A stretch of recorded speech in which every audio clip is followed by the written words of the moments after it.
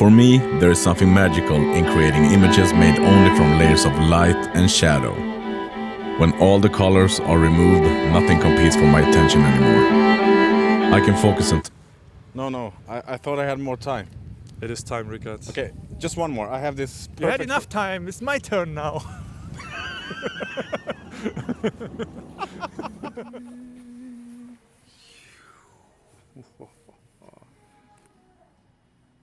Oh yeah, it's mine now. It's not Rickard's anymore, it's mine! It's mine! All right, it's finally here. Let's talk about this. GR4 Monochrome. Yeah, thanks for the camera. Yeah, It's now mine. yeah. Thanks. It's no longer mine. It was in good hands, I Yeah, think. yeah. Yeah. So Rickard has been shooting official photos for Ricoh, sample photos, and we are here to film a video for Ricoh, which you hopefully have seen. Yeah. If not, I will link it up here. And yeah, now I get to bring this home with me, and I want to share our first impressions maybe. Yeah. Let's start with you. First time you saw this camera, I mean, did you know about the finish? No, I did not. Oh, No. Okay, so what were your initial impressions? Okay, so the first thing I actually did was to send an email to Ricoh and tell them do not change the finish, because I was so impressed of the... Yeah. I really liked the matte black, and when I turned it on and it was white, you know, it's geeky and it's small details, but I love it. Yeah, so the finish, it's hard to describe because it looks super smooth, but when you look very closely, you can see texture. And it honestly looks a bit like film grain. Yeah. It does look like very fine film grain. It would be cool if that was intentional, to make it look like grain. Yeah. And then, yeah, the light on top is now white. And even the loading button. Oh yeah, the loading light here, when you when the camera's buffering, or this one, yeah, little details. It was kind of expected that they're going to monochrome it out. Yeah. The logo is also, there has no paint in it. It's like dark gray. Yeah. Yeah. And then what else? Oh yeah, red filter. Did we mention it already? There's a red filter in this camera. I'm so happy about it because I think almost 2 years ago I urged Ricoh to consider this. I'm not going to take credit because I know other photographers have also reached out to them, or other ambassadors. But yeah, they did it. I can see it now because it's activated. There's actually a physical red filter in the lens, which they can do because they're also a printing company. And they have this patented method to create these filters or print them. I'm not sure if they're using the same method with this filter, but the HDF, they printed it. And that is obviously amazing for black and white photography because you can make the sky more dramatic. I use a red filter on my Nikon ZF a lot, which is just a digital red filter thing. When I do landscapes, it just creates so amazing contrast, and can show some photos I took in Denmark on a road trip. These were mostly taken with a red filter. And now you don't need to put a filter on the front. Let's talk about the feature Leica has not implemented yet. So I think this is now going to be, first of all, I think this is going to sell extremely well. I don't know the price. We don't know the price. I'm thinking maybe a few $100 more, which is understandable for a very niche camera, but considering the market, the other options, this is a steal. Yeah, it is. And also a monochrome sensor makes a lot more sense, I feel like, in an APS-C camera than full frame, because APS-C has limitations, or a limit how much you can push the ISO. Yeah. With full frame, with my Nikon ZF, I don't really care about ISO. It always looks good. Yeah. But here on the regular GRs, I'm always a bit like over 60, 400. I wouldn't go. Yeah, I mean, It's my limit. Yeah. You can if you want to, but then I would convert my photos to black and white anyways. And we were doing some tests, and later you will see some results. High ISO here looks so different. I mean, we kind of expected this already, but Ricoh actually suggested to you that you should push the ISO to bring out the grain. Instead of adding grain later. Yeah. And now this feels less limiting because I could potentially do zone focusing with high shutter speeds even during a cloudy day, you know? So, and you're shooting ISO 1600 as a minimum ISO. Yep. So that's crazy, yeah. So I'm sure you want to see the resolution, the details and the quality of the sensor. So I'm going to take some photos here of the cityscape of Gothenburg. It's amazing here. We are up at the 33rd floor, and I'm also going to take a photo with my GR4 as a comparison. Okay, let's go. Let's do also some ISO comparison. With the monochrome first. Okay, this looks good. Boom. And now I'm not going to show you every clip of me taking photos. So here is ISO 160 up all the way to 400,000. Let's do it.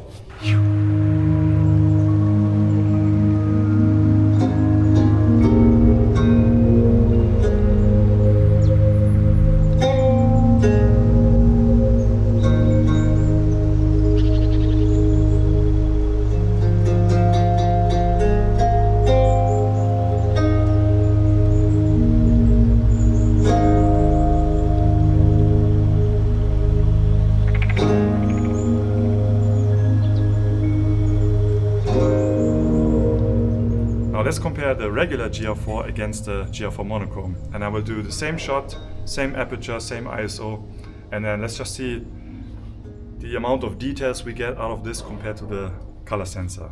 I already know the results, but let's dive in. Pixel Peep engaged!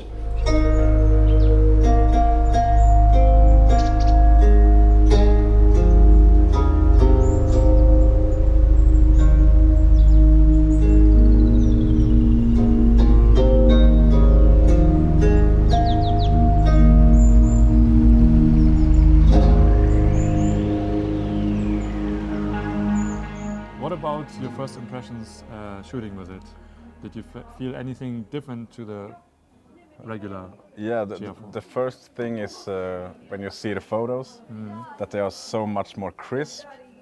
I think when printing, it will be really good. And yeah, it's the high ISO is the important thing I saw. Yeah. To add organic grain instead of adding grain later or use a filter or Yeah. yeah. I have to say, the first time you handed over the camera and I took a photo and zoomed in, Yeah. I could immediately tell this doesn't look like the other photos I'm used to. When I look at the preview files, like the JPEGs, look as my RAW files do look Yeah. like on my Yeah, GR4, yeah. on my regular color sensor GR4.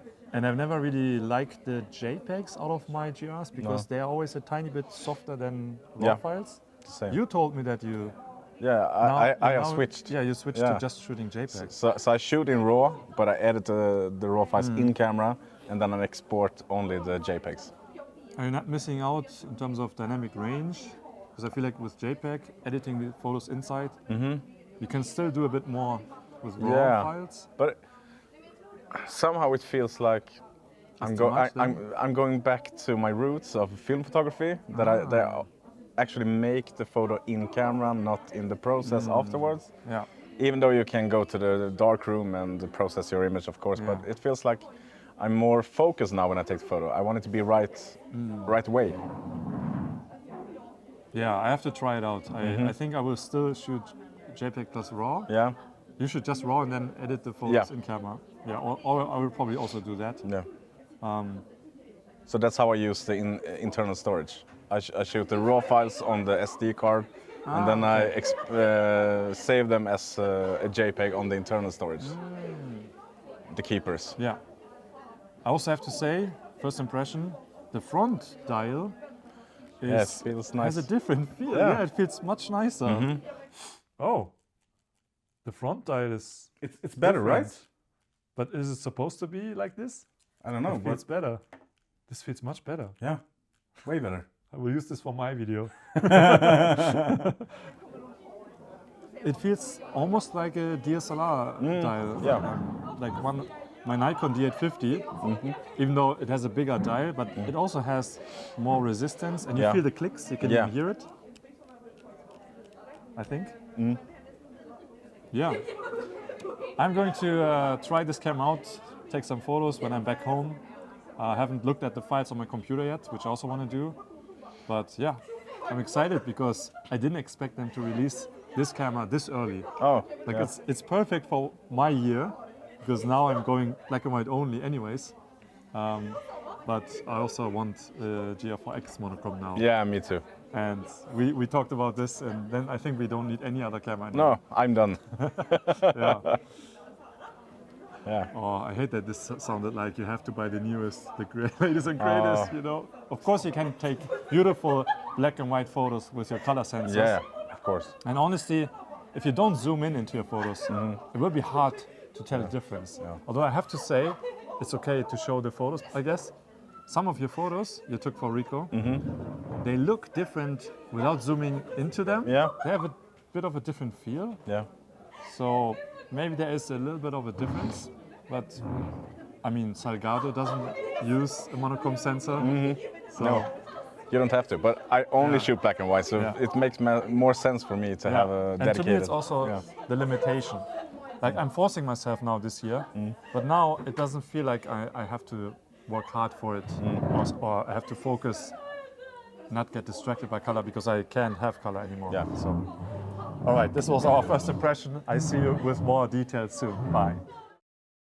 So I'm back home in Germany, and I did not expect to be greeted with this amount of snow. It's crazy. I think we're experiencing the heaviest snowfall since 1978 or something like that. And the news is warning everyone to stay home and, you know, don't go to work if you don't need to. Of course, you cannot always not go to work. Now for me, I can just stay home, of course. I don't need to go into the city. But I also need to work on this GR4 Monochrome video, because now I have the GR4 Monochrome with me. It's mine now. And I want to take some pictures. And I know I shouldn't do any risky stuff today, but I'm going to try to go into the city because it's very rare that we get this amount of snow in Hamburg. And because I'm also working on a monochrome Hamburg street photography book, I just can't pass on this opportunity. I know the responsible thing would be to stay home, but how can you resist when you have a GR4 monochrome camera and not go out and document the snowfall? Okay, let's see what we can get.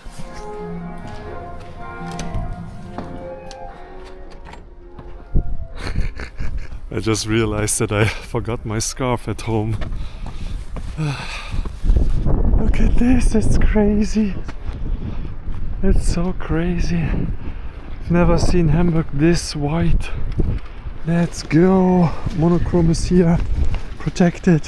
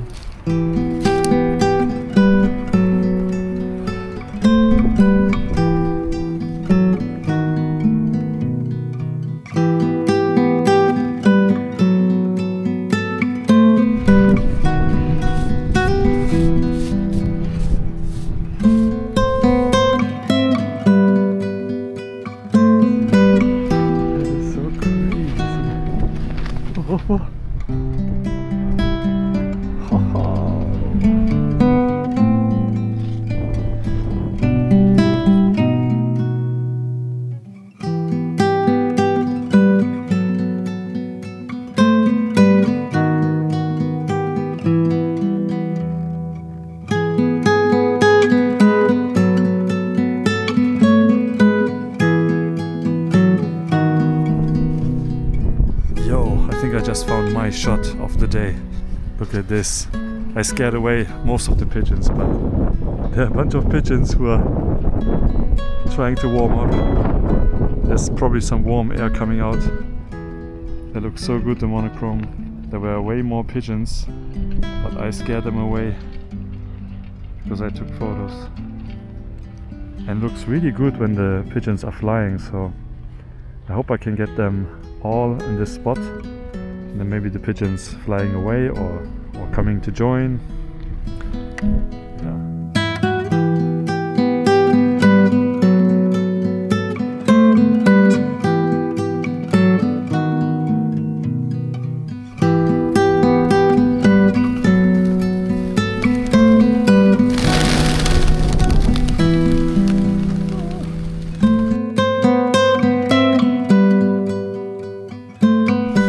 Damn it, I just got a call from my son's kindergarten and he has fever, so I have to pick him up right now. So yeah, the day is ending now, but I have to go back anyway, so see you See you at the next spot. Okay, I'm out again, another day, another snowy day, but I think this is going to be the last day here in Hamburg where we will have snow this year. And I went to these ice swimmers at the Elbe River, but I was really hoping for some snowfall, so that I can use a flash and then have these snow particles in the air. That would have been so cool, but at the river you couldn't even see any snow, so yeah, I just took a few snapshots. Also my flash didn't work, so I had to use very high ISOs. I guess we can use that to show some high ISO examples again. Yeah, and this video is going to be a first impression video anyways, not a full review. I'm not even 100% sure if I'm allowed to show you the photos in detail. So I think this is still pre-production. But yeah, this is all from me outside testing the GR4 Monochrome. Let's go back home and then I will talk a bit more about my experience using this non-color version of the GR4. Let's go. Oh yeah, and I dropped my GR4 Monochrome into the snow. Luckily it survived, just needed to wipe it with a cloth, and still working. Actually looks better than before because I think it cleaned my camera a bit. Let's end this video here with some closing thoughts. First of all, the trip to Sweden was so much fun. Stressful but fun. Stressful because I lost my luggage. I recently got it back finally, like the day before we had to post our video. I had flight delays. I had to buy equipment like a new light, new microphones, because it was all in my suitcase. If you're a member or patron of this channel, you know this already because I share a lot of behind the scenes when I'm traveling or do productions. Also shared some fun outtakes of Rickard's and I's interview. But yeah, this whole production, doing a GR4 Monochrome video for Ricoh with Rickard was super fun. And it came out exactly how we wanted it to come out. We had a lot of luck as well because the snow definitely helped sell the monochrome vibes. And it was good to hear from someone who has already used the camera. And then I was able to gather my own experiences. And then I found out what the camera is going to cost. So just keep that in mind because we will talk a bit about pricing, you know, why is this camera priced this way or that, and my opinion on that. But in the beginning, it was all about experiencing a monochrome only GR, something that many of us wished for. So this is, for many, this is a dream come true, me included. I'm super happy. I love this camera because it exists. This is a GR4 with a monochrome sensor, yes. But there was so much more thought that went into this. There's a video that Ricoh Japan posted, which I highly recommend you watch. It has English subtitles, where they are talking to the development team. Super interesting, and I will get more into detail into what they were saying later. But I learned a lot about why these filters, for example, exist and stuff like that. So already this made me appreciate the camera much more. And then in terms of the haptics or how it feels to use, it feels, because of the different finish, yes, it feels different to the GR4, obviously, because it has a different finish. But it's not only because of that, it's also because the button seems to be tighter. They just feel better. The front dial here, it has so much more resistance. It feels firm, it feels good. And when I was outside using this camera, I often thought, wow, the combination of this cold matte finish and the tighter buttons and dials makes this feel way more robust and premium feeling than the regular GR4, which is kind of a shame because I also have the regular GR4 and now I look at it as something cheaper, which, you know, it's not something cheaper because, I mean, it is technically cheaper than this camera, but I mean, in terms of build quality, it feels like it's not on the level of the monochrome. So I guess they improved the build quality a bit here, but this is just a pre-production model, so who knows? Maybe this will all be different with the production model, but I don't think so. I'm really looking forward receiving my full production model, but the experience has been nothing but premium to me. So it's definitely the most premium GR experience I ever had. Yeah, let's talk about image quality because I want to talk about something that I discovered that is, again, makes me so happy. And then let's talk about the idea of this camera, what Ricoh was thinking, the concept behind it, some of the ideas that they shared on their video. And then I want to talk about pricing, okay? And if this camera makes sense or not my thoughts on that. So image quality. The JPEGs are the best GR JPEGs that exist. And that is because all previous GR cameras always had a little softer JPEGs than RAW files. The RAW files would always give you the best details, clarity, sharpness, flexibility in editing. And I would always shoot RAW and then edit my RAW files on the computer. Because the JPEGs coming out of the GR cameras, they would always be a little bit too soft for me. I mean, they're sharp enough, but if you know that you can get a little bit more details and sharpness, then, you know, you probably always go back to the RAW file. But with this camera, the GR IV Monochrome, the JPEGs look exactly like the RAW files. In some instances, the JPEGs even looked better than the RAW files in terms of how the details were rendered, especially like fine texture. I think the internal sharpening does a bit better job than Photoshop or Lightroom sharpening, but that was a huge surprise, and I guess it has to do with the monochrome sensor. But now this is the first GR where I could totally use the JPEGs and get exactly the same image quality as I would get from the RAW files. Of course, minus the flexibility aspect, but editing the photos in camera, which I had to do for this video because I was not allowed to show RAW files, has been very good, and I like the results I was getting. So I like Ricoh's approach, you know, shooting RAW, but then editing your keepers in camera, and then maybe importing those files onto your phone or to your computer. So yeah, JPEGs are super sharp. All the simulations, the filters are really interesting. Oh, let's talk about this. So with the video that Ricoh dropped on their Japanese channel, they showed this graph where they were showing 4 different styles of black and white photography throughout history. And the filters in the GR IV Monochrome are based on those key styles that existed in monochrome photography history. That means you can create your own look out of these established black and white looks. You know, there's this soft filter, which to me, I have to think of Mark Steinmetz, for example. His photographs are mostly very low contrast. But then you could also use grainy and then, you know, mimic like a Daido Moriyama style maybe. Or you use solid like Ricoh does and have more of a modern look. I like that they were thinking about this because, you know, not to always talk bad about Leica, but I think their monochrome cameras, they don't come with any picture profiles or filters, right? It's just like you get monochrome, you edit your RAW files, that's it. But you don't get different looks, or you cannot really create your own recipes, which is a big part of what makes monochrome photography so interesting, is the different ways how you can express yourself through the medium of black and white. So that's one thing I learned from that video they posted. And then they were hinting at another film simulation that might come out later via firmware update. So they will also, over the years, update the camera and give it new features. And for me, and for what I'm doing this year in 2026, which is a whole year of black and white photography, I want to explore these different kind of monochrome photography styles. So now I can use these filters and try to emulate some other photographers' styles and, you know, try to shoot in their style a bit. So this is the perfect tool now for me this year. And I will be sharing my results during my monthly monochrome reports. So subscribe if you don't want to miss that. Yeah, I guess we can talk about what this camera means and who is it for. I mean, we don't really need to talk about who is this camera for, because people who know that this is their camera, they already know it.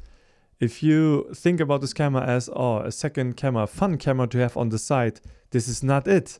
It's not like a fun camera to have, like a fun little niche thing that you can use on the side, you know, my little fun vacation camera. No, this is not what this is.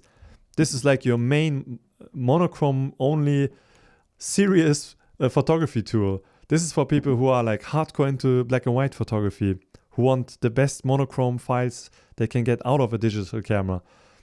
And who want to print and make the print look better than what they are used to when with the other digital color cameras when they convert it to black and white, which is also something I want to try. You know, printing from a monochrome sensor is probably very different. I always hear from people using monochrome Leica cameras that when you print is when you see a big difference. So I really also want to try that.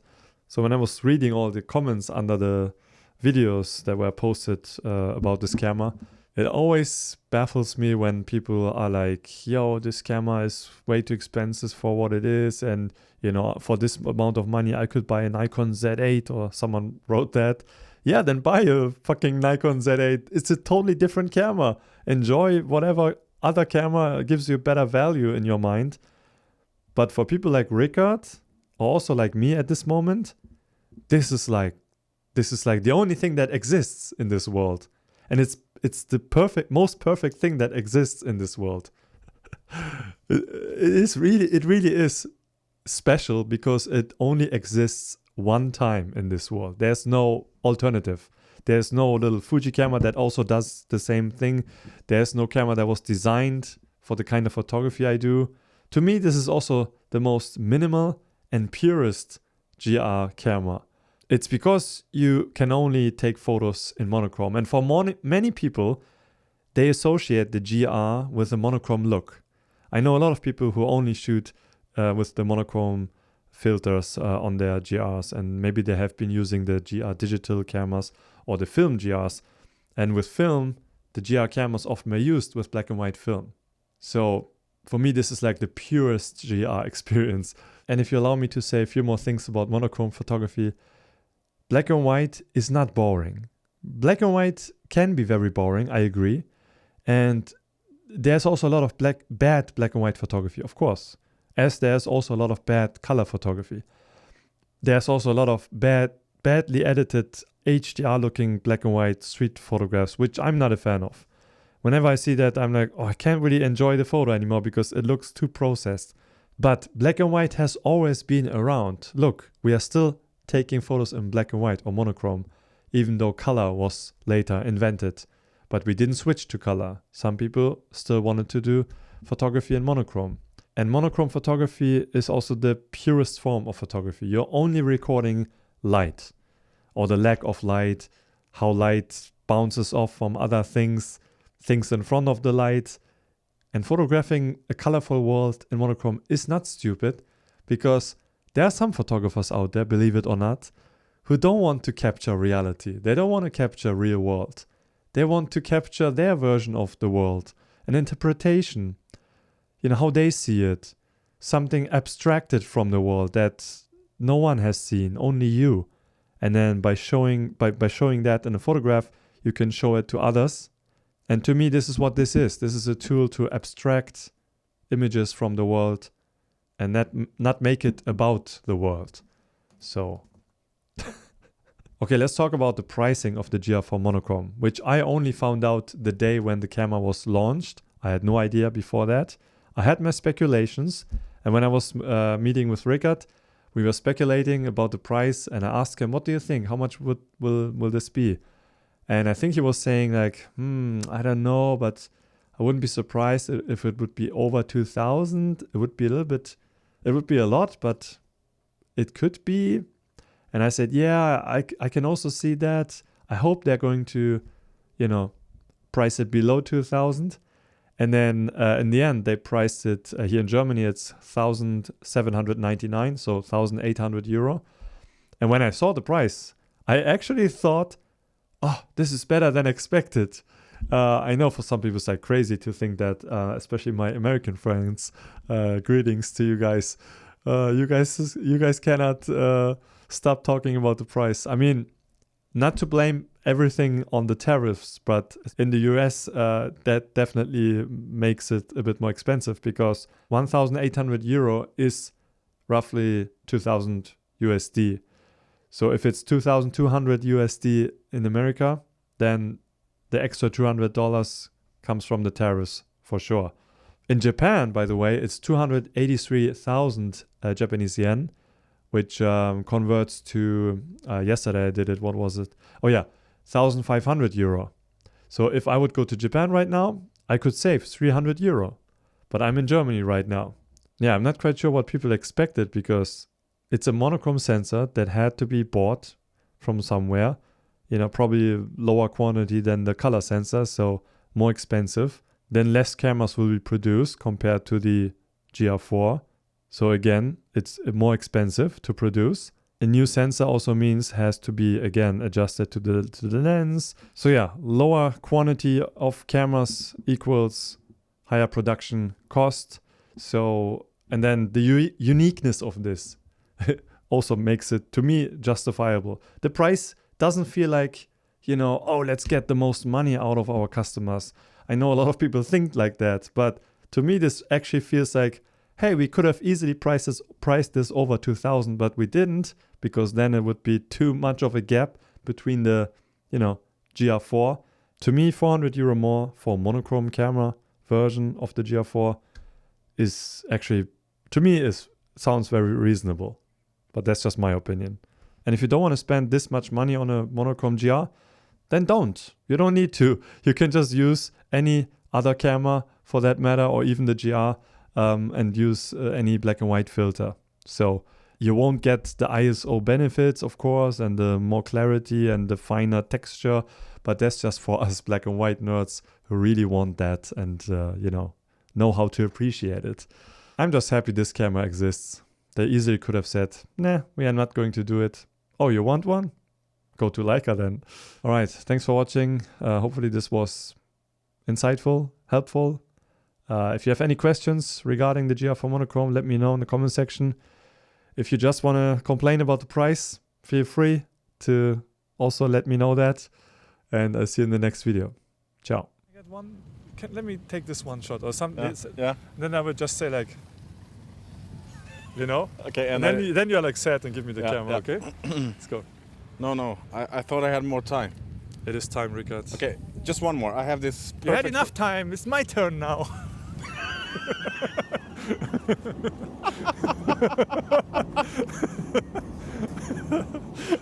I don't know, improvising. Because I was thinking on my way, I was thinking like, how would it feel like if we would act like children, you know? Yeah. No, it's my camera. It's my turn. Oh my God, it's my turn now.